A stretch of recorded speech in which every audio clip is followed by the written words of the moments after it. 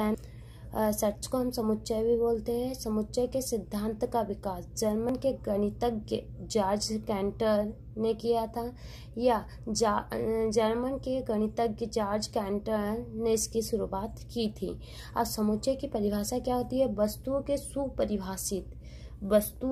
सुपरिभाषित संग्रह को समुच्चय कहते हैं। सुपरिभाषित संग्रह, हम एक उदाहरण ले लेते हैं। यदि भीड़ों का समूह, क्रिकेट टीम का समूह, है ना, टीम का समूह, फ्रेंडों का समूह, ये हमारे सब क्या हो जाएंगे? समूह हो जाते हैं। यहाँ पर भीड़ ले लेते हैं और यहाँ पर हम एक उदाहरण ले लेते हैं। 1 से 10 के बीच के अंकों का संग्रह। तो सबसे पहले भीड़ में तो बहुत सारे आ जाएंगे, है ना, हमें पता तो नहीं रहेगा कौन कौन है, बहुत सारे आ जाएंगे, यानी कि हम अनंत आ सकते हैं। लेकिन 1 से 10 के बीच के अंकों का संग्रह, यानी कि क्या हो जाएगा? 2, 3, 4, 5, 6, 7, 8, 9। 1 से 10 यानी कि 2 से 9 तक, तो ये संग्रह बन गया हमारा। यहाँ पर क्या हो गया? 2 संग्रह बन रहे हैं। एक ये संग्रह बन रहा है भीड़ों का समूह या व्यक्तियों की भीड़ों का समूह, टीम का समूह, ये भी बन रहा है। लेकिन ये हमारे 2 संग्रह बन रहे हैं, एक ये और एक ये। लेकिन ये कहाँ तक जा रहा है? हम इस संग्रह को बता नहीं पाएंगे, लेकिन इस संग्रह को बता पाएंगे। यानी कि एक संग्रह कैसा बन रहा है? कुछ संग्रह ऐसे होते हैं, इसमें क्या है, कुछ संग्रह ऐसे होते हैं जिनके बारे में हम नहीं बताया जा सकता है, लेकिन कुछ संग्रह ऐसे होते हैं जिनके बारे में हम बता सकते हैं। जैसे कि ये संग्रह कैसा है, हम इसके बारे में बता पाएंगे। तो ये संग्रह कैसा रहेगा? परिभाषित संग्रह रहेगा। संग्रह या समुच्चय रहेगा, समूह रहेगा, है ना। परिभाषित संग्रह, परिभाषित यानी कि सुपरिभाषित भी इसको बोलते हैं, ठीक है। अब ये संग्रह हो गया। हम इसे जैसे अंग्रेजी वर्णमाला के स्वर रहते हैं ना, अंग्रेजी वर्णमाला के स्वर कौन कौन से रहते हैं? अंग्रेजी वर्णमाला के स्वर ए, ई, आई, ओ, यू, ये भी क्या बना रहा है? एक निश्चित बना रहा है, हम इसको बता पाएंगे, तो इसको भी बता पाएंगे। तो ये भी क्या है? सुपरिभाषित संग्रह है। ये सुपरिभाषित संग्रह है, इसलिए हमने डेफिनेशन क्या लिखी है कि इसकी समुच्चय की परिभाषा क्या लिखी है? सुपरिभाषित वस्तुओं के संग्रह को, है ना, इसको क्या बोल सकते हैं? सुपरिभाषित वस्तुओं के संग्रह को क्या बोलते हैं? समुच्चय बोलते हैं, ठीक है। हम ऐसा भी लिख सकते हैं, वस्तुओं के सुपरिभाषित संग्रह को समुच्चय बोलते हैं, या सुपरिभाषित वस्तुओं के संग्रह को समुच्चय बोला जाता है। समुच्चय को हमेशा कैपिटल लेटर से डिनोट किया जाता है। जैसे कि हम ये समुच्चय बना रहे हैं ना, ये हमारा समुच्चय बना, लेकिन इसको हमेशा किससे डिनोट करेंगे? कैपिटल लेटर से। कोई से भी कैपिटल लेटर, आप बी भी मान सकते हो, सी भी मान सकते हो, लेकिन किससे? कैपिटल लेटर से। और ये हमारे क्या हो जाते हैं? हम मजले कोष्ठक में डिनोट करते हैं इसको। और ये हमारे जो रह जाते हैं अंदर, जो मजले कोष्ठक के अंदर है, ये हमारे क्या रहते हैं? एलिमेंट्स रहते हैं। एलिमेंट्स यानी कि अवयव रहते हैं। अवयव, ये क्या रहते हैं? हमारे अवयव रहते हैं। समुच्चय का निरूपण, ये हमारा एक उदाहरण है। 1 से 20 के बीच की अभाज्य संख्याएं हैं, तो हम क्या लिख सकते हैं? 2, 3, 5, 7, 11, 13, 17 और 19 है। इनके बीच की अभाज्य संख्याएं क्या है? ये है। अब हमें क्या बताना? समुच्चय का निरूपण। हमारे समुच्चय का निरूपण 2 विधियों से होता है। पहली हमारी क्या होती है? तालिका विधि, सूची विधि,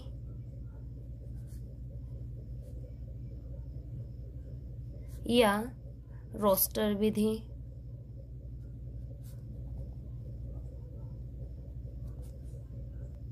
देखिएगा, तालिका विधि, सूची विधि या रोस्टर विधि आपके पास, और ये आपका एग्जाम्पल है। यदि हम इसको मजले कोष्ठक में बंद करके लिखें 2, 3, 5, 7, 11, 13, 17 और 19। तो ये हमारी कौन सी विधि कहलाएगी? तालिका विधि, सूची विधि या रोस्टर विधि कहलाएगी। तो हम इसको क्या बोल सकते हैं कि हम समुच्चय के सभी अवयवों को निरूपित करते हुए तथा दर्शाते हुए एक मझले कोष्ठक में हम इसको क्या करते हैं? दर्शाते हैं। तो ये हमारी कौन सी विधि कहलाती है? तालिका विधि, सूची विधि या रोस्टर विधि कहलाती है। ठीक है, किससे? हम मझले कोष्ठक में जिसको डिनोट करते हैं उसे हम क्या बोलते हैं? तालिका विधि, सूची विधि या रोस्टर विधि कहते हैं। सेकंड विधि हमारी क्या होती है? निर्माण, समुच्चय निर्माण बोलते हैं या गुण विधि या नियम विधि भी इसको बोला जाता है। तो हम इसको कैसे डिनोट करेंगे? निर्माण विधि को डिनोट करने के लिए हम समुच्चय के सभी एलिमेंट्स, यानी कि हमारे समुच्चय के सभी एलिमेंट्स को नहीं दर्शाते हैं, इनके गुण को दर्शाते हैं या इनकी प्रॉपर्टीज को दर्शाते हैं। इन सभी अवयवों को निरूपित करने वाला एक चर हम दर्शाते हैं, यानी कि एक चर कोई भी ले सकते हैं, एक्स, वाई, आपको जो लेना है, जेड भी ले सकते हो आप। जो हमारा एक्स रहता है, एक्स क्या होता है? सभी ये हम इसको है ना, ये एक्स, हम इसको एक्स मान लेते हैं। तो एक्स क्या रहता है? हमारा सभी अवयवों को शो करता है। जैसे कि देखिएगा, जैसे कि ये हमारा उदाहरण था ना फर्स्ट, तो हम इसको दो विधि से कर रहे हैं, एक तालिका विधि, सूची विधि या रोस्टर विधि से, और सेकंड है हमारा निर्माण विधि से। तो ये वाले क्वेश्चन को हम कैसे लिख सकते हैं? हमने अभी बताया है कि एक्स के रूप में निरूपित करते हैं, इसको एक्स के रूप में निरूपित करते हैं, यानी कि इसकी जो प्रॉपर्टीज रहती हैं या गुण रहते हैं, इसको हम किससे डिनोट करते हैं? एक्स से, यानी कि एक्स एक चर से डिनोट करते हैं, दर्शाते हैं ना। तो इसको हम कैसे लिख सकते हैं? एक्स फ्रॉम एक्स, और जो आपको दिया हुआ है, क्या दिया हुआ है? प्रॉपर्टीज क्या दी हुई है? 1 से 20 के बीच की अभाज्य संख्याएं। तो ये हमारी क्या हो जाएगी? एक्स फ्रॉम एक्स, 1 से 20 के बीच की अभाज्य संख्याएं हैं, ये आपका हो जाएगा। और इसको हम किस में डिनोट करेंगे? मझले कोष्ठक में। और ये हमारा, इसको हम क्या बोलेंगे? गुण या निर्माण या नियम विधि भी बोला जाता है। देखिएगा, अब रोस्टर विधि वह विधि है जिसमें किसी समुच्चय को निरूपित करने के लिए उनके सभी अवयवों को, यानी कि एलिमेंट्सों को दर्शाया जाता है या डिनोट किया जाता है। और निर्माण विधि वह विधि है जिसमें अवयवों को हम नहीं दर्शाते हैं, उनके रिप्रेजेंट करने वाला एक चर, रिप्रेजेंट करने वाला यानी कि ये क्या है? रिप्रेजेंट कर रहा है, चर दर्शाते हैं, तथा उनके गुणों को भी क्या करते हैं? दर्शाते हैं, रिप्रेजेंट करते हैं एक चर को, और उनके गुणों को भी दर्शाते हैं। ये गुण है उनके, और ये हम रिप्रेजेंट कर रहे हैं एक्स को। समुच्चय का निरूपण यानी कि हम एन हमारी क्या होती है? हम इसको किससे डिनोट करते हैं? प्राकृत संख्याओं को एन से डिनोट करते हैं। प्राकृत संख्याओं का समुच्चय, हम इसको एन से डिनोट करते हैं। और पूर्णांकों का समुच्चय हम उसको जेड से डिनोट करते हैं। और परिमेय संख्याओं का समुच्चय क्यू से। ऐसे ही आपकी बुक में भी दिया हुआ है पेज नंबर 2 पे, तो आप देख लीजिएगा। ऐसे ही हम मतलब हमारी वास्तविक संख्याओं के समुच्चय को आर से, या धन पूर्णांकों के समुच्चय को जेड प्लस से ऐसे हम डिनोट करते हैं, है ना। जैसे कि आपका एक आया कि ए बिलोंग करता है ए में, तो आप क्या बोल सकते हैं? ये हमारा सेट है और ये हमारा एलिमेंट्स है, यानी कि ए इक्वल टू हम बोल सकते हैं, यदि हमारा कोई सेट है ए ई आई ओ यू, ये हमारा सेट है, तो हम क्या बोल सकते हैं? ए बिलोंग करता है ए में, तो हम हिंदी में क्या बोल सकते हैं? ए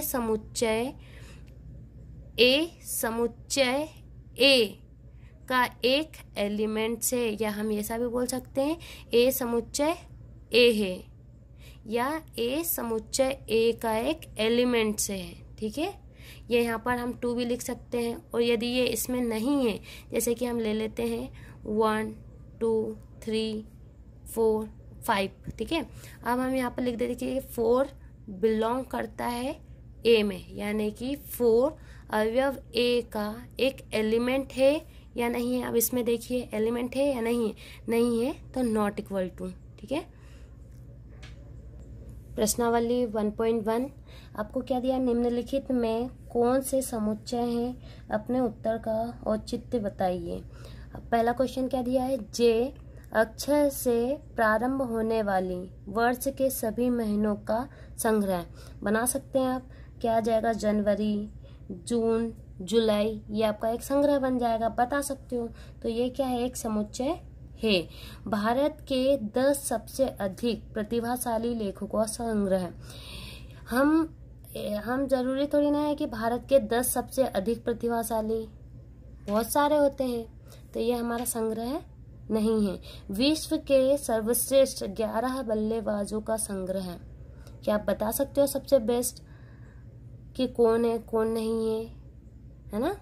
तो आप बता सकते हो क्या? नहीं बता सकते, कोई भी हो सकते हैं 11 बल्लेबाज, नाम थोड़ी ना पता होगा कि कौन है कौन नहीं है। तो ये भी क्या है, समुच्चय नहीं है। अब आपकी कक्षा के सभी बालकों का संग्रह है।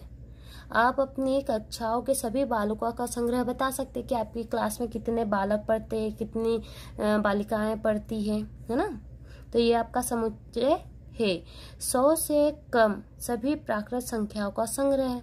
100 से कम आप बता सकते हो 1 से लेकर 99 तक, यानी कि 100 से कम सभी प्राकृत संख्याओं का संग्रह बता सकते हो ना? तो ये भी आपका क्या है, समुच्चय है। लेखक प्रेमचंद द्वारा लिखित उपन्यास का संग्रह, ये भी आप बता सकते हो, क्योंकि प्रेमचंद द्वारा लिखित उपन्यासों का संग्रह, उनका तो आप बता सकते हो संग्रह, कौन कौन से लिखे हैं उन्होंने। इस अध्ययन में आने वाले प्रश्नों का संग्रह बता सकते हो, कितने प्रश्न हैं, आप संग्रह बना सकते हो ना, संग्रह कितने हैं। विश्व के सबसे अधिक खतरनाक जानवरों का संग्रह, क्या आप बता सकते हो अधिक खतरनाक कौन कौन से जानवर हैं? बहुत सारे होते हैं, कोई से भी हो सकते हैं, है ना? तो ये आपका समुच्चय नहीं है। सेकंड क्वेश्चन आता है, मान लीजिए a बराबर 1 2 3 4 5 6 है। रिक्त स्थानों में उपयुक्त प्रतीक बिलोंग्स टू अथवा नॉट बिलोंग्स टू भरिए। सेकंड क्वेश्चन में क्या बोला है, हमें सबसेट दिया हुआ है, सेट दिया हुआ है a बराबर 1 2 3 4 5 6, ये दिए हुए हैं हमारे पास सेट। अब हमें पहला क्वेश्चन क्या दिया हुआ है कि 5 डैश डैश डैश a, क्या हमारा 5 यानी कि 5 समुच्चय a में है, बिलोंग कर रहा है या नहीं कर रहा है, आपको बताना है या नहीं है तो क्या आ जाएगा, बिलोंग्स टू, यानी कि 5 बिलोंग करेगा ए में, यानी कि 5 समुच्चय ए का अवयव है। अब हमारा सेकंड क्वेश्चन क्या है, 8 डैश डैश ए, ये हमारे पास क्वेश्चन दिए हैं, आप बताइएगा 8 बिलोंग करता है ए में या नहीं करता है। देखिएगा सेट में देखिएगा कि एलिमेंट्स है या नहीं है इसमें, तो 8 एलिमेंट्स नहीं है, तो हम क्या बोल सकते हैं कि 8 सेट ए का कोई एलिमेंट्स नहीं है, यानी कि नॉट बिलोंग्स टू। अब हमारा ये 0 कर रहा है क्या बिलोंग ए में, नहीं कर रहा है, तो नॉट बिलोंग्स टू। अब हमारा 4 बिलोंग कर रहा है क्या ए में, कर रहा है, यानी कि 4 सेट ए का एक एलिमेंट से है तो बिलोंग कर रहा है, तो बिलोंग्स टू। ऑफ 2 भी बिलोंग कर रहा है तो 2 बिलोंग करेगा ए में। और 10 क्या है, 10 बिलोंग कर रहा है क्या सेट में बिलोंग नहीं कर रहा है, इसलिए हम क्या लिखेंगे, 10 does not belongs to A. Question number 3, निम्नलिखित समुच्चयों को रोस्टर रूप में लिखिए। तो पहला क्वेश्चन क्या दिया है, a बराबर x फ्रॉम x एक पूर्णांक है। क्या है, एक पूर्णांक को हम कैसे डिनोट करते हैं, z या i से डिनोट करते हैं। और -3 लेस देन होगा x का, लेस देन होगा 7 का, यानी क्या बोल रहा है -3 छोटा होगा x से, लेकिन x छोटा होगा किससे, 7 से। क्या बोल रहा है देखिएगा यहाँ पर क्या है, a बराबर x फ्रॉम x एक पूर्णांक है और -3 छोटा होगा x से और x छोटा होगा 7 से। तो हमारे क्या बन जाएंगे, हम क्या बोल सकते हैं a बराबर, देखिएगा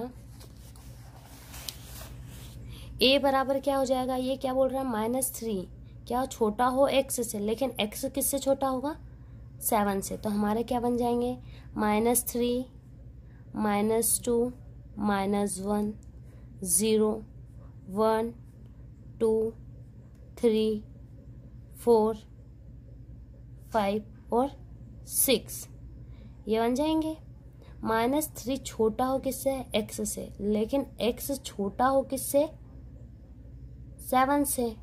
तो हमारे क्या बन जाएंगे, ये हमारे रोस्टर रूप में कैसे बनेगा, a बराबर -3 -2 -1 0 1 2 3 4 5 6। अब देखिएगा सेकंड क्वेश्चन क्या बोल रहा है, b बराबर x फ्रॉम x संख्या 6 से कम और एक प्राकृत संख्या है। 6 से कम एक प्राकृत संख्या है, 6 से कम एक प्राकृत संख्या है, तो क्या बन जाएगी हमारी प्राकृत संख्या है हमारी क्या होती है 1 2 3 4 5 6।